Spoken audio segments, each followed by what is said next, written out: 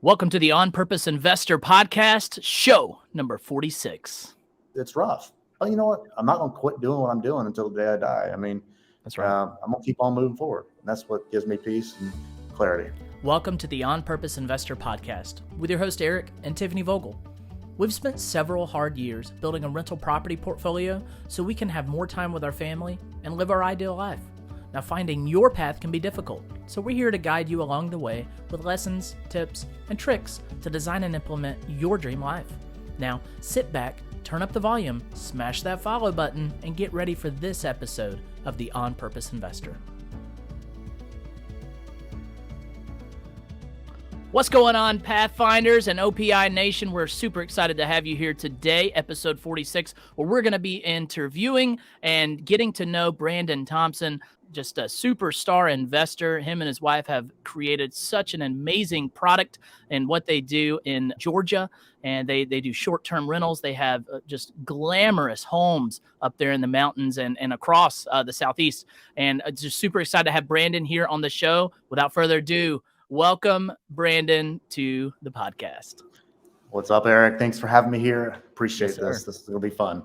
Absolutely. I've been following you on social media for quite some time now, and just love when you post a new video, it's look at what's coming next. And when I think like you can't make a cabin even better, you find a way to do it, and you paint the outside a color that I never thought would even look good in a cabin. And it's like, I love all black cabins, or, I just love it. So if you're watching this on YouTube right now, hit the pause button, go check out southerncharmvacay.com and click through those properties that he has out there. If you have time in your schedule, go stay there. You're not going to regret it. So Brandon, let's get right into this. Where do you invest? Well, it started in Georgia. That's a relative question because I've been doing real estate for 20 years, but you're talking about short-term rentals specifically. It started in Georgia, and then we started buying up all over the South, but I put a focus in North Georgia. It's pretty much just as the name of my brand suggests, Southern Charm Vacay. We're trying to buy charming houses all over the South so that people can vacay in and enjoy their lives together. So that's pretty much a synopsis of it. They're all over the place, actually. Right on. And so, you did the where you invest, and you also mentioned a little bit about what you invest in. Are there other things that you invest in other than short-term rentals? So a lot of people know me as a short-term rental guy, but I've been in residential real estate and light commercial for 20 years. I started at 20 years old. I'm 40 now. We build houses. We have affordable housing new builds. I've got 10 of them in West Georgia going right now where I live. We also have a hard money business where I lend to people as well as do transactional loans. We got our vacation brand, our hospitality brand. I teach people to do what I do, education, and as well as we flip properties too. So, on top of that, I've got a brokerage. I got a brokerage in North Georgia. We help people buy cabins like we own. Oh my goodness. You got your hands in many fires, but it doesn't sound like you got too many irons out.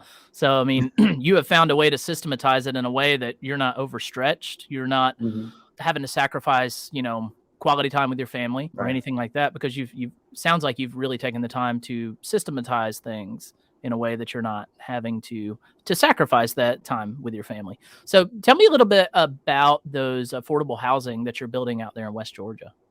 I had a multimillionaire tell me one time that if you do something that nobody else is willing to do, you'll make the money like nobody else is willing to make. I heard that from him first, and then I think Dave Ramsey says something similar to that. But this guy he told me this back in like 2006, and so these affordable new builds, like right now, the world is on fire in this current administration and current uncertain economy. A lot of people are pulling out of real estate or going at it slow, and I'm going in. We're buying up lots.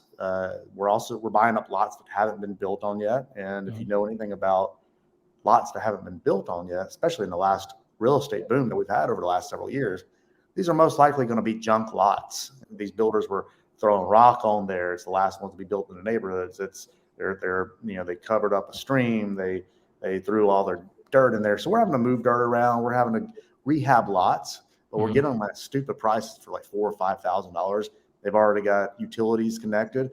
All we have to do is rehab the lot, and then we go build a house. So I can be in these lots where most people are buying full finished lots ready to build on for $30,000 to $50,000. We're picking them up for like 5 to 10 and putting 10 grand into them. We're rehabbing these lots so that we can build our new builds, and we can be in them for 50 cents to 60 cents on a dollar.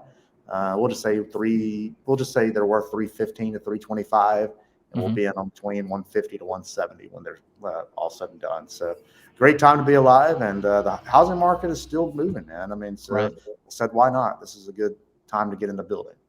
Right. I'm not as, defined and doing it as long as you, but when people see that you're doing moves in real estate, you're always going to be that go-to guy or girl of people asking you, hey, do you think there's going to be another crash? Hey, do you think house prices are coming down? And no one's got that crystal ball. No one really knows what's happening until it's happening.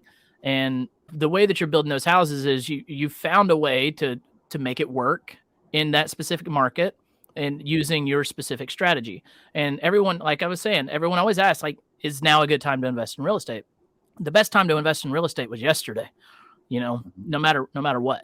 You got to find where you can fit in. You got to have a very defined criteria on what you want to buy, what fits in your vision or your buy box. That's what my wife, Tiffany, and I call it, our buy box. And we run the numbers to make sure it works. And if the numbers work, the numbers work. So I love that that you're finding a way to create something new. And I'm not sure what you're doing with those houses. It sounds like you might be selling them, or you might be turning them into rentals. What are you doing with those houses? Well, the original plan was to build a portfolio of 1,000 long-term rentals with these. But we kind of like the idea for the first couple of years to build profit with them, and then utilize that profit to self-fund everything, so I can cut the banks out. Because right now, lenders, if you're utilizing hard money or whether you're utilizing community banks, I mean, the interest rates are ridiculous, and the points. I mean, the cost of doing business right now is excessive with the current economy. So I think we're going to just try to make up as much money as we can over the next year, and then we're going to utilize that money and then build off of that foundation with our own capital, so we can just cut everybody else out. That way, when everybody else wants to get back in the building, we can just kind of surpass them quickly. Yeah, absolutely. So you're essentially creating the bank of Brandon Thompson, and you're going to loan to yourself. We have just created an SEC fund. That's something else I didn't tell you before the podcast. Oh, wow. We've got the liveoakcapital.com, which is a building fund. People can put money in there and get it out of the bank when banks are failing right now. We tie that to real estate, and we go build houses with them, and then we sell them or we refinance them, and they're getting anywhere between 8 to 12% on their money just by pulling it out of the bank, putting it into our fund, and we collateralize all of the capital with the debt there. Yeah. And unlike the banks that are collapsing right now, if you're listening to this and it's like year 2028, just know that we are recording this St. Patrick's Day weekend 2023. So you can go look in your archives and see that the Silicon Valley Bank just collapsed, and there are others looking like they're following suit because, they're loaning money out with bonds, trying to secure it with a 2% return on a bond. But now with inflation, those bonds are up to 4%. So they're upside down, and they're not able to give people the money that they, wholeheartedly trust that bank to hold. And, there's a whole conversation that can be had about, how much can a bank loan for every dollar that it takes in, and if that's going to change or not. No one knows. But I will say, when you invest into a fund, a real estate fund, the person that is, handling that money, you need to vet them. If it's Brandon's fund, if it's, Brandon Turner's fund, no matter whose fund it is, make sure you vet them. Make sure you know that they're doing good deals, that they're a seasoned investor and know how to buy real estate. And just know that they're not going to go, buy something that doesn't make sense, because at the end of the day, it's their name, it's their growth as well. They have a lot to be lost or gained with you. So, and it's a lot safer, in my opinion. I've been doing real estate for about 6 years now. It has been crazy safe. It's not as volatile. It doesn't shift as much as the market will. And it's a great place to park your money. So if you're in a CD right now, getting like 2.5%, 3%, and you feel like the bank is going to lose all your money, go find a place to park it that actually makes sense and gives you a bigger return. They can DM me on Instagram if they want to talk to me about my fund. But yeah, Absolutely. That sounds great. Yeah, so the Instagram for Brandon is that Brandon G. Thompson on Instagram. If you're interested in getting to his fund, send him a DM, it sounds like. Is that good? Yeah, perfect. So, Brandon, you said you started 20 years ago. What did that look like 20 years ago? I mean, 20 years ago, we were a little bit before the '08 crash. Tell me a little bit about how you got started. What did that look like? Yeah, I mean, I'll rein it down to before I started. My wife and I grew up in two separate trailer parks. She was in one, I was in another. Her name is Tiffany as well, and we met in middle school. And no, I'm sorry, we met in middle school. I think we got together in high school. Dated throughout high school, but during that process, neither one of us had much. So I started getting myself into sales, and when I say sales, I mean like knocking on doors and cutting people's grass for $20. We're working with Foot Locker and selling shoes selling Jordans, doing that kind of stuff. So I kind of started working with people at an early age and selling myself and the product, more importantly. And that allowed me to go to college after that point, realizing like I want to do something economically speaking, but I just didn't know what I wanted to do. I knew it was in something in sales, maybe mass communication, being on screen, and something with an economic base. But I couldn't. Back then, Atlanta wasn't what Atlanta was now. It was not as thriving of a city. So I didn't really know what I wanted to do. So I ended up dropping out of school or taking a break, and I ended up never going back, essentially. My wife and I got married at that time. She was in nursing school. We needed to make money, so she dropped out as well after we got married young at 19 and 20 years old. And we got an apartment together here in Villa Rica, Georgia, which is funny because I ended up flipping those apartments and making over $100,000 on a wholesale deal, like 8 to 10 years later. But she was working for a metal company, metal fabrication company. I ended up taking a break. I was doing customer service at some company, and then I had a friend of mine come approach me. He's like, "Man, why don't you come in and because I was confused. I didn't know what I wanted to do at that point." He's like, "Why don't you go in and sell pizzas with me?" So I'm like, "Okay, whatever." And he's told me about it, and I'll tell you what it was. But basically, he had a hookup at a local Little Caesars before Little Caesars got really, really popular in Georgia. And we could go in there and basically make as many pizzas as we want, pay the owner $2 a pizza. And then we go ride around all over Atlanta and or some warehouse areas and hit people right at lunch and sell these pizzas between $5 to $8 and keep the profit over $2. So he phased out, but I kept that going for about a year. So now I'm like 20 years old at this point, been doing this for a year. My wife is working for a metal fabrication company. She's pregnant now, going into 20 and 21. And I'm like, man, I can't be doing this anymore. And then I was already having those thoughts. I'm like, I was studying research and real estate. And the only thing that you knew about in the early 2000s was Rich Dad Poor Dad book had just come out like a couple of years before. So I was one of the first people that read that book around like 2000 or so. And I read that book. I'm like, this is something I'm interested in. So that kind of carried on with me. And anyways, my wife and I ended up buying a home together. We moved out of the apartment, we buy a home. And I had a real estate agent that showed us like 3 houses, and I saw how easy the process was. And she was a realtor. She showed me the houses, and we bought a home, and she made like a $7,000-8,000 check. I'm like, well, damn, if she can do that, well, I can do that too. And if she can do that, I can do a whole lot better, because I feel like I'm a better salesperson than she was. So that led me into getting my license. I got my license, and then I quickly found me a broker. I started with one broker. I quickly found me a broker that taught not only how to do real estate, but also they flipped houses too. And I knew that that's kind of what I wanted to do, because you got to think there wasn't HGTV shows around at this time, and there wasn't social media. But I had heard of a couple people flipping houses, but I didn't really know what it was. And you didn't really have the World Wide Web to what we know as the internet of today, where you can just Google everything. Right. So I researched it as much as I could, and I finally found some people that were investors, and they teach me the ropes. My wife quit her job after 1 year. We were flipping 3 to 4 homes a year, ended up becoming 5 to 7 homes a year. Next thing you know, utilizing community banks locally, giving an early 20-year-old kid money for nothing, really, essentially no money down, 100% loans, which they don't do that anymore.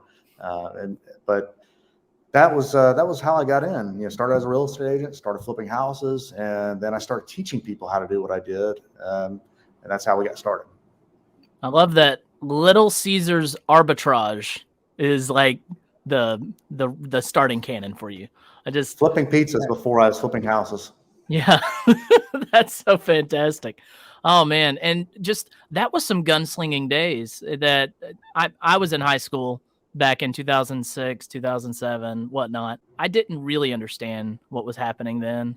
Mhm. How did you find yourself surviving that that season between 2007-ish to 2010-ish? How did you survive that? Well, financially speaking, I didn't. I had built up 20 rental houses from the age of 20 to 22. Mhm. So how all this started, and to tie it all into what you're asking is, when I started real estate, I started as an agent. I realized quickly that agent wasn't for me. So I talked with these brothers, and they took me to their local bankers and got me 100% financing by vouching for me. So I went in and started borrowing, and I realized after building up 20 rental homes in a couple of years, like, the couple of flips I liked that I was doing, I made a lot more money flipping than I did renting out properties for $100 to $200 profit per month per property. Like, Yeah. let me focus on this. After 20, I'm like, I'm done. So I really started focusing in. So then you get all the way from 2003 to 2007, and the market is just booming, kind of like it was last year, and Yeah. 2022 and 2021, 2020. It was just really very similar of a market, and prices were going up. Next thing you know, you're hearing of bank collapses, Lehman Brothers, this, that, and the other, and everything shuts down. Very eerily similar of what's going on today. Yeah. We're in a different type of market, obviously, with better Mhm. loans and things like that. But with that said, I had taught a bunch of people that I went to church with, showing them how to do what I did. We were very successful.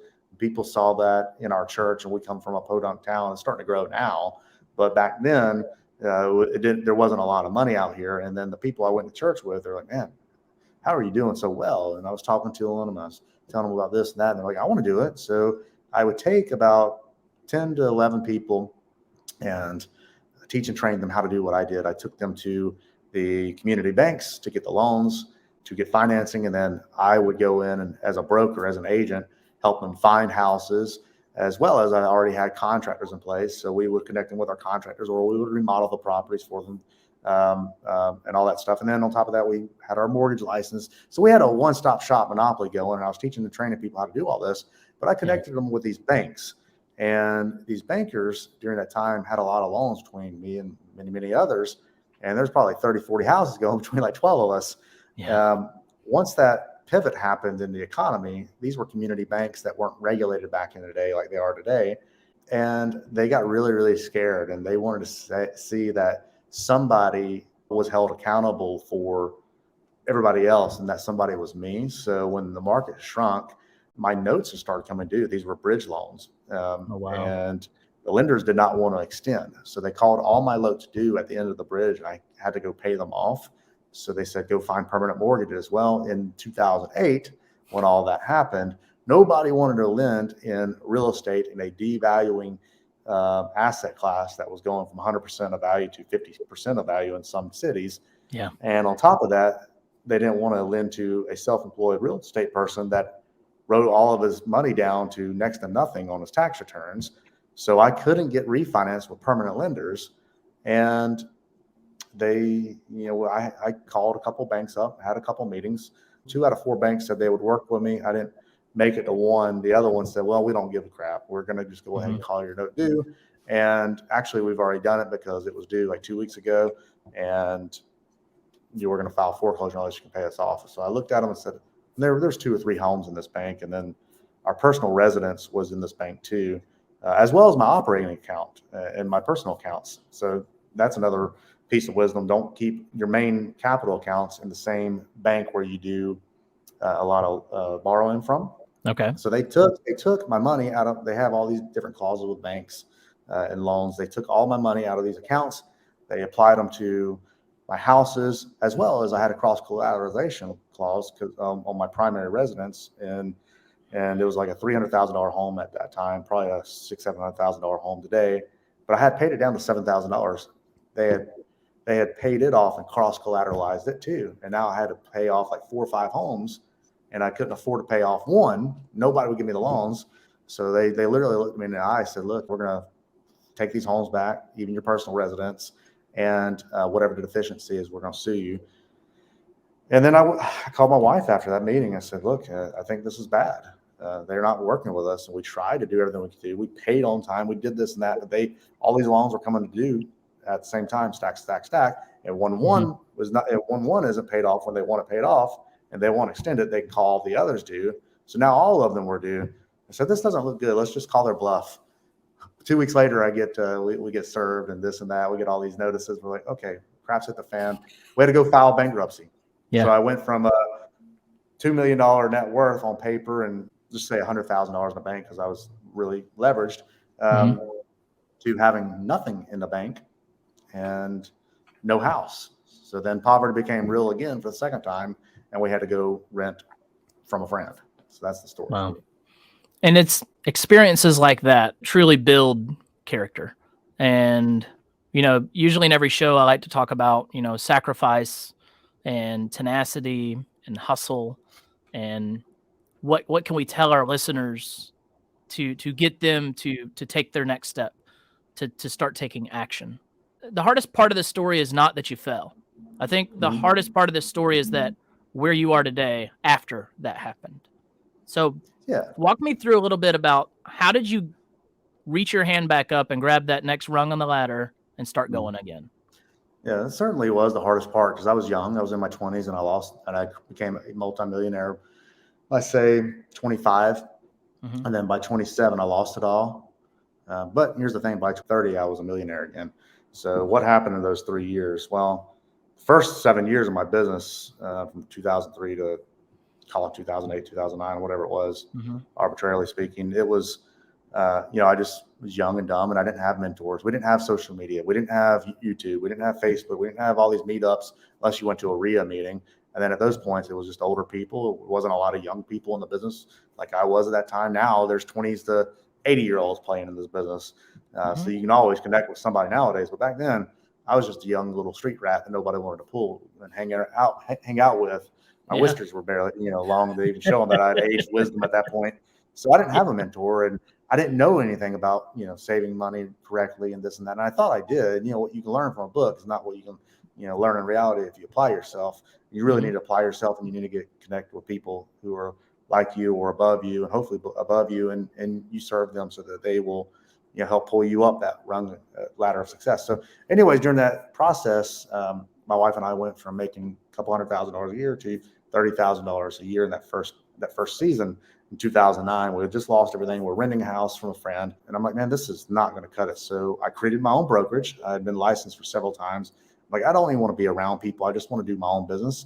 And I'm going to go ahead and put my resume out there for banks to give me their listings. There's a lot of foreclosures in those days. And it was the opposite of the problem that we have now, a shortage of inventory. We had an overabundance of inventory. And there was just so many homes on the market that I'm like, shoot, I might as well use my expertise of being a broker and take those listings and make some money. So we got those listings. And then shortly after that, I came across a 25 townhome package, one that I lived in previously. And I called a buddy of mine, one of the guys that I taught real estate in prior to the recession that went to church with me. And we kind of started doing a little bit of wholesaling here and there before we even knew what wholesaling was prior to the recession. Well, he quit real estate and had a double lung collapse and started selling roofs after he got better during that process. I lost everything and started a brokerage and started getting BPOs and broker priced opinions and bank listings in that process. But then that 25 townhome came to me and I called him up, said, hey, Will, this is something that's very interesting. You and I work pretty good together. I got these listings under my control and they're not on the market yet. I think we could wholesale these and you're a great salesman. Like, we need to go meet up with investors and sell these things for a price above what I can get them for. So we offered on them quick. He believed me. We didn't know what we're doing. I didn't even really know what wholesaling was, especially in that form of fashion before social media, or maybe social media was just coming on, but it was just like social connecting in high school and college friends at that point.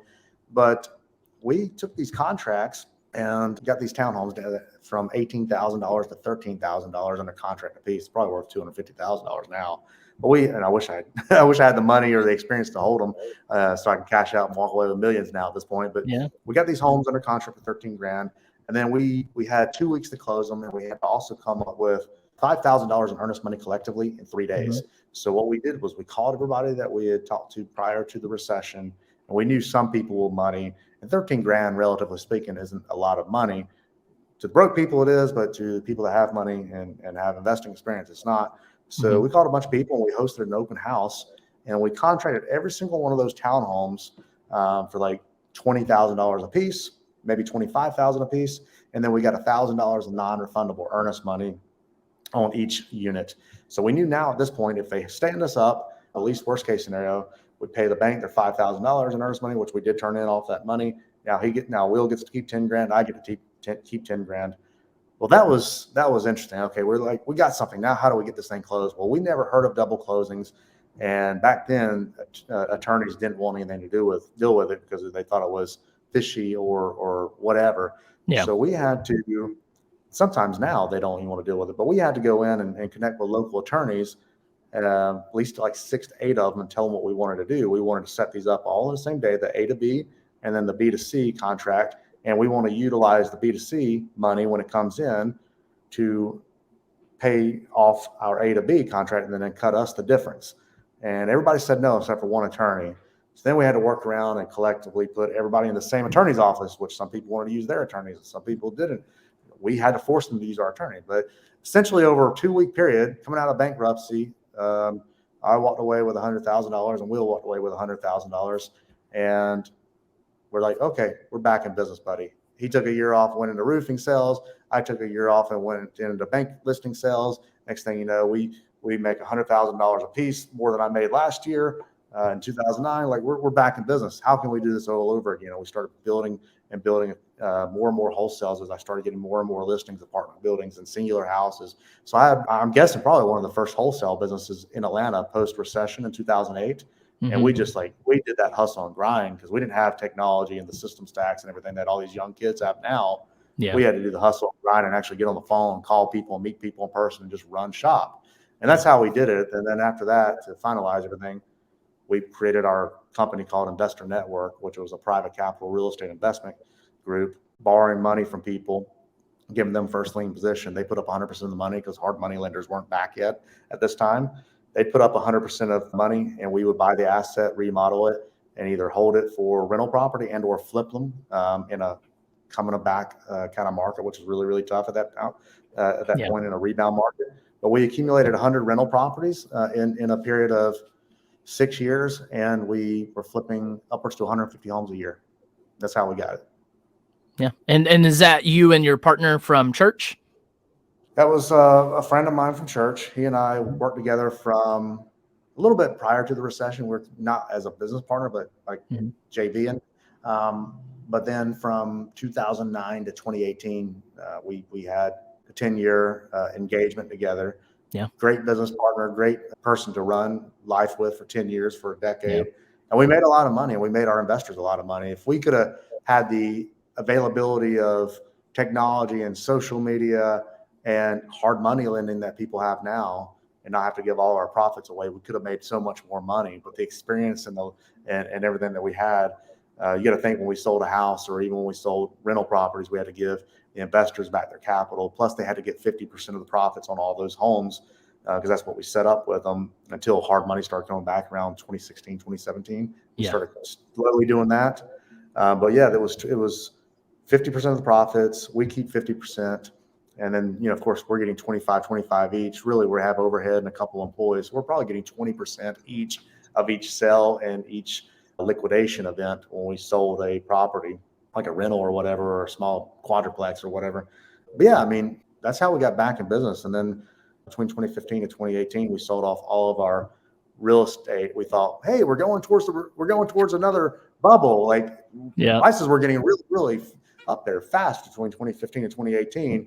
Couldn't have timed it any more wrong, but we sold off all 100 properties, and the market hadn't grown all the way that it had grown at this point in the last 3-4 years. Yeah. But he walked away with a little over $1 million. I walked away with a little over $1 million, and then we made great money each year, several $100,000 a year. And then by 2018, he was probably worth $3 million, and I was probably worth about $3 million.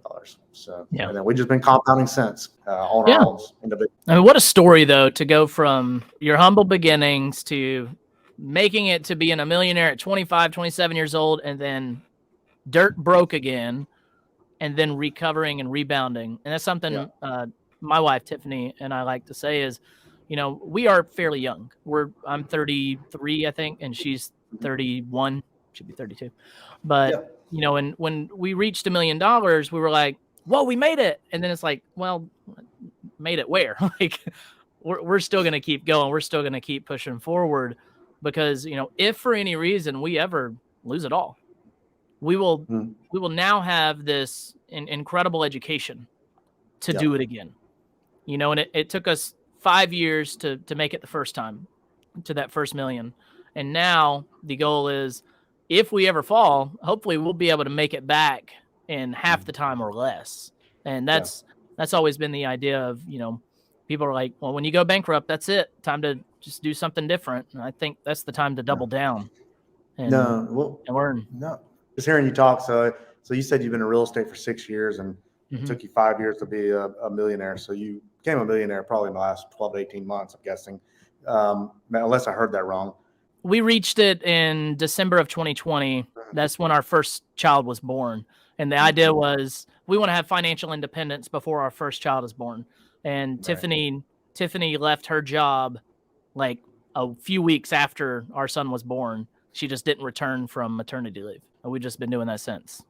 So I was going to say, this group that I hosted in Paso Robles this week, for all of you guys that don't know what I'm talking about, I host a luxury couples event every 3 to 4 months. And we hosted 6 couples in Paso Robles, California, and hit up all the wineries, but it was all around finance and money, essentially. But one of the thought-provoking questions we had over lunch, I literally asked everybody, I said, take a few minutes to think about your situation now. All of you guys are worth multiples of millions of dollars. Some of you guys are making $500,000. Some of you guys are making over $700,000, over 7 figures, etc. What happens if you lose it all today? How would you reinvent yourself? Would you keep going? This and that. Everybody came to the table, and we did a round table discussion. Everybody told how they would, first and foremost, do the thing that made them the most money. So they'd start all over and learn from what was their fall. Now, that's essentially what I did. I learned what happened to me during my fall, and then I kept doing the same thing that I was good at and kept going without giving up. And that's the second thing. And then the third thing is to use all our resources at our disposal to do it way faster so we can get there quicker, and then to make sure that we're not over leveraged. And usually that's what makes the downfall is over leveraged. And, I started thinking about that. I'm like, well, this is a difficult economy right now. And a lot of real estate people are still doing okay, but there's also real estate people that aren't in my field of expertise. And I think the thing that's going to be the difference is a lot of people that don't have that right structure, they got bridge loans that are coming due.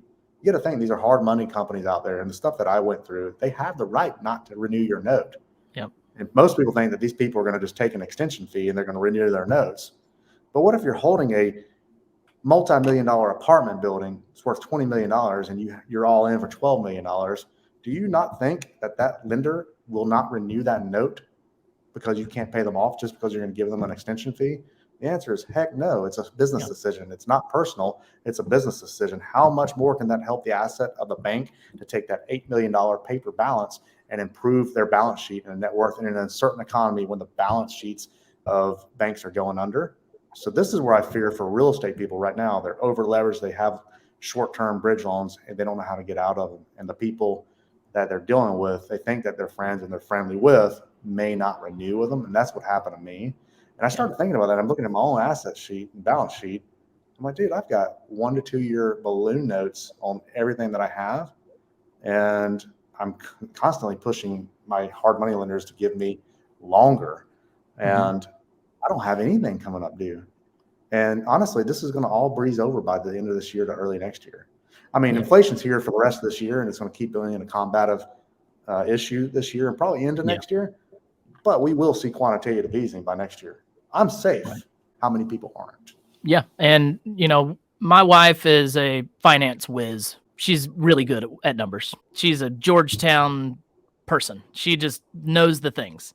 And when we started buying real estate, she said, Eric, the one thing that makes me feel most comfortable in buying, $2 to $5 million worth of property over the next 3 to 4 years is we got to finance it right. I said, okay, how do we finance it right? I was born in Whitesburg, Georgia, on a dirt road, and you probably know that town. Yep. I grew up in a double wide trailer out there.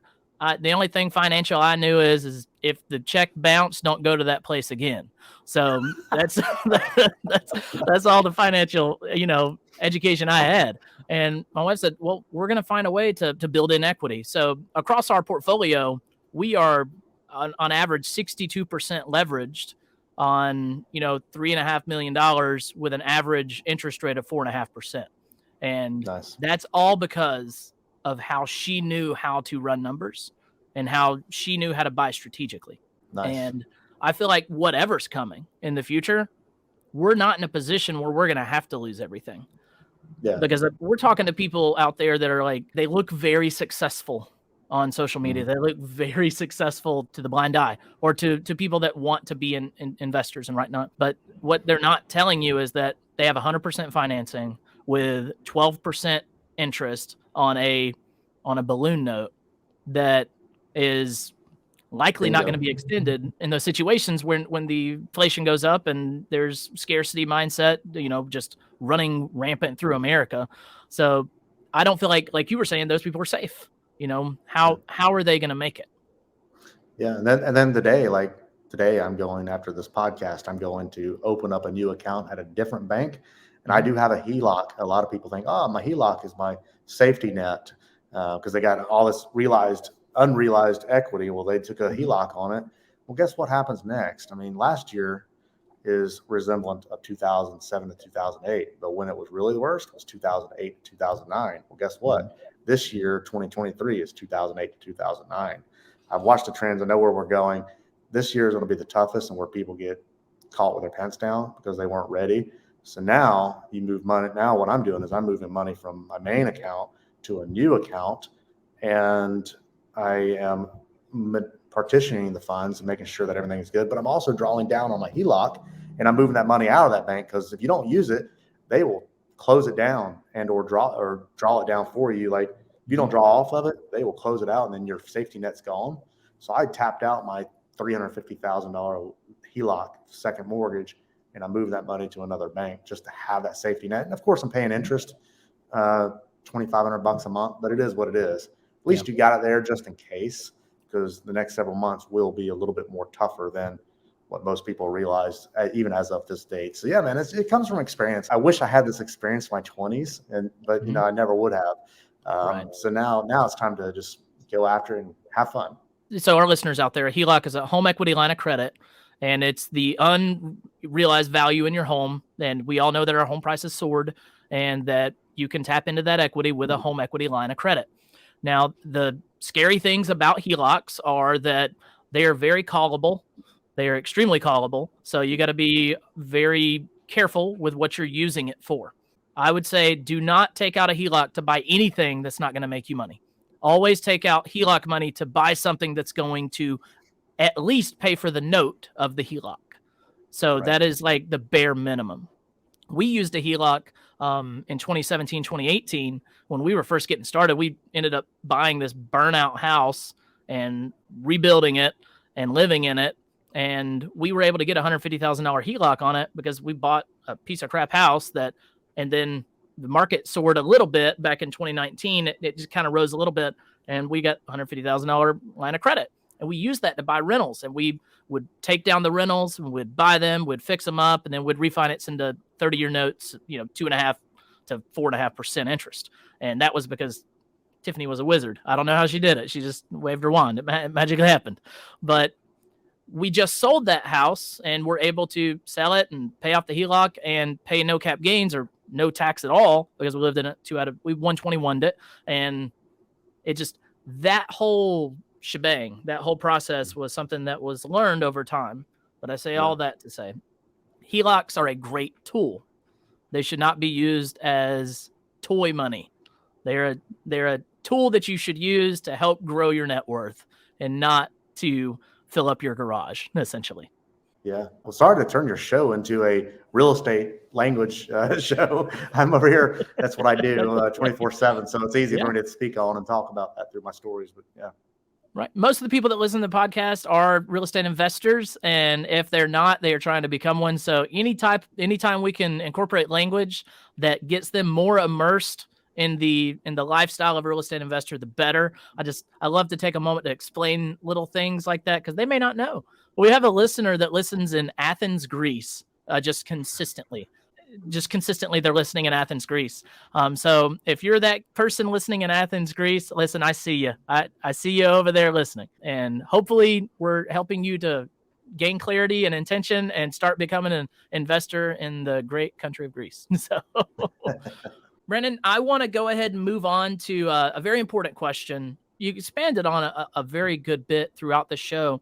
But here at the On Purpose Investor, our main mission is to instill hyper intentionality into our listeners so that they can gain clarity and just direction to where they're heading in their life through investing. What do you feel like has helped you to live your life with that clarity, that hyper intentionality? To keep going even when I wanted to give up. Just keep moving forward. It's 2 steps forward, 1 step back. You're always gonna have 1 step back. It could be, a death in your family. It could be you getting sick. It could be a real estate deal going bad. You lost $40,000. You're like so pissed off at contractors. You don't want to deal with it and go again. Like, I should get out of this business multiple times. I should have probably got out of this business when I lost everything the first time, or the only time. Good Lord, I'm not speaking that in Jesus' name, but yeah, I mean, I'm never losing anything again. But I have lost 40 grand on a property. I've had contractors steal from me. I've had arguments with business partners. I've done this and that, and life is tough in general. When you're an adult, it is tough. I mean, whether you're 20, whether you're 30, whether you're 60, 70, it doesn't matter. It's just tough. You got family, you got friends, you got life, you got business arrangements. Nothing's easy. And then sometimes you just want to put your head in the sand and give up like an ostrich, but you can't. You just got to keep moving forward. That gives me the clarity. And the reason why is because I got people that depend on me. It's my wife. It's my kids. I got to feed my dog. I got to take care of this. I got to do that. Like my mom and my sister. I mean, my family's going through some stuff right now. I ain't talking about it. I don't want to talk about it. I know about it. And I know, and it's not worth me talking about publicly. But at the same time, it's like not my family, but my extended family. Sure. It's rough. But you know what? I'm not going to quit doing what I'm doing until the day I die. I mean, that's right. I'm going to keep on moving forward. And that's what gives me peace and clarity. I love that. And that just makes me think of, I don't know who said it. I'm horrible at this game of who said what and quoting people, but life's going to be hard no matter what you do. But you're going to have to choose your hard. Is your hard going to be something that just keeps you in a hole? Or are you going to choose the hard that leads towards a life that you could have never dreamed of? It's going to be hard regardless. So choose your hard. All right, Brandon, let's get into our Fast Five. These are our 5 questions we like to ask every guest on our show to get our listeners motivated and moving on to the next steps. What advice would you give our investors trying to get started today? Don't just read and think you know it all. Get with somebody that, I talk about the ladder of success, somebody that's above the rung above you. Figure out a way to get their attention and to serve them. So if you got a bucket of something below you, grab it up, hand it to them. They grab that. Like, oh, that guy's bringing me something valuable. Now they'll grab you by the hand. They'll pull you up along the ladder of success with them. And then sometimes, maybe in the future, you may surpass them. But you got to go in and serve people the most and find somebody that's doing a little bit better than you and serve them. And then you'll get that wisdom. You'll learn that language and you'll surpass them eventually one day. Amen to that. That's a great way to establish a mentor-mentee relationship. A mentor does not have to be old and gray-haired. A mentor is someone that is simply one step in the ladder above you, and you're going to go give value to them. That way they want to encourage and help you on the way up. So a mentor basic needs are add value. You find a way to add value to them, they're going to add value to you. All right, number 2, do you have any YouTube or podcast shows that you would recommend to our listeners? Podcast shows. Yeah. I like Matty A's Millionaire Mindcast. He does a lot about what's going on in the world each week with his accountant. YouTube shows. I like Rich Dad Poor Dad, Robert Kiyosaki. I like watching him, just an older version of the guy that I read in the late 90s. And He's got so much more wisdom now than even he did back then. And to watch him punk out Grant Cardone on the show, like in a nice way, it was so awesome. If you just watch that guy, he's just first class, everything. I like that guy. Yeah. He can be a little crass at times, but man, is he smart. He's one of my biggest influencers. I would consider him to be a mentor of mine because of his teachings and because of how I was able to implement the mindset teachings and the, steadfast, like daily routine things that he teaches throughout all of his books that he's written. So that kind of leads us to our next question here. If you had to pick one book that you feel had the biggest impact on your life, what would it be? I like The Millionaire Next Door. I do live a nice life now, but if you saw me in real life, I don't have the nicest clothes. I don't drive the $150,000, $200,000 vehicle. Got a Jeep Rubicon. The Millionaire Next Door, I've got a nice house and I go on nice vacations, but really other than that, I'm not really out there burning through money. I think that's a great lifestyle. I think that was by Robert Allen. And then Purple Cow by Seth Godin. He wrote a book that is a marketing book, and it basically says the message of it is to set yourself apart so different so that people will take notice. So, and then they'll want to engage and do business with you. So essentially, basically, you're running down the road, you see a purple cow on one side, you see a brown cow on the other side. Well, the brown cow ain't gonna make you stop, but if you see a purple cow, you're gonna stop and all, and you're gonna pull over and you're gonna look at it and gaze because it's enticing. And I think that's kind of how I try to live my life. I do it intentionally. I do it intentionally to make myself stand out so people take notice. And because of that, I do really well. Amen to that. I love the idea of the purple cow. We're launching a course this fall, so I'm going to be doing a lot of marketing on that. So I'm going to go buy the purple cow today. Number 4, Brandon, what do you feel has been the secret sauce to your success? Be an active listener and not, so when people are talking to you, to engage, but also be quiet and listen to what they have to say instead of being the guy that wants to interrupt all the time because your thought is so important that you have to stop somebody from talking. I think I used to be like that, but some things had happened to me multiple times in a row during a period of a couple of years, and I realized how stupid I was looking in front of people, and then people were letting that get back to me through other people that I know, and I'm like, man, I thought over here thinking I'm a smart guy, but really it's the smart guy who is the person that is quiet and that listens the most. And when you do that too, you actually have that person's whole attention, because if you're a good networker and a good person that engages, you allow them to talk about themselves the most. And then you substitute that with questions. And as long as somebody talks about themselves, typically in that conversation, they think you're a great listener and they want to do business with you more. So that's kind of what I try to do. I try to active listen. And I think that gets me to the point where, I do better now than I used to versus being pushy. That's such a great piece of advice. Everyone, when I go to real estate meetups, the young investors, the young hungry ones that want to be in the mix, they want to be active participants. They might feel like they have to say something so that they can earn some type of, reputation to be there or some clout in some way. Listen, it's not a competition at the end of the day. It's just sharing knowledge. And when you're out there trying to spout off all these creative financing strategies or creative deal structuring things in a conversation with someone that has done, 40 years of investing, they don't think you're impressive. They just think that you've read a book, He said it. That's right. I was that guy probably for about 5 meetings when I first started going to a real estate meetup. And then my wife said, "Eric, stop talking." I was like, "You're right." So it's a great piece of advice that even today, everyone needs a reminder that, God gave you 2 ears and 1 mouth, and use it accordingly. Mm-hmm. So, all right, last question, Brandon, before we head out today. How can our listeners get in touch and stay, in tune and follow you on your journey? Like I said, we've been a light commercial and residential for 20 years, and I do a little bit of everything. If you want to learn short-term rentals, you can go to 5starstrsuccess.com. We do host short-term rental trainings a couple times a year. Right now, we don't have anything scheduled this year yet because I'm busy. SouthernHome Vacay.com is my hospitality brand. If you're looking for transactional lending, if you're a wholesaler and you need double close funding, and or if you want to just connect with me and talk to me about my fund, theliveoakcapital.com. Feel free to DM me. Most importantly, just reach out at Brandon G. Thompson on Instagram. And, I'm pretty typically busy. So if I don't get back to you for a couple of days, and just know I will get back to you. I get back with everybody personally. Awesome. Well, Brandon, thank you so much for being on our show today. I look forward to hearing what our listeners take from this conversation. I know I've taken a lot from it. So thank you for sharing. And I look forward to seeing you sometime down the road and maybe Whitesburg. We'll go to we go get a barbecue sandwich or some tacos. There we go. That's all they got. Till next time, Brandon, take care. Thank you for tuning in. If you have any questions or comments, we'd love to hear from you. Head over to onpurposeinvestor.com and sign up for our newsletter to get all the latest updates.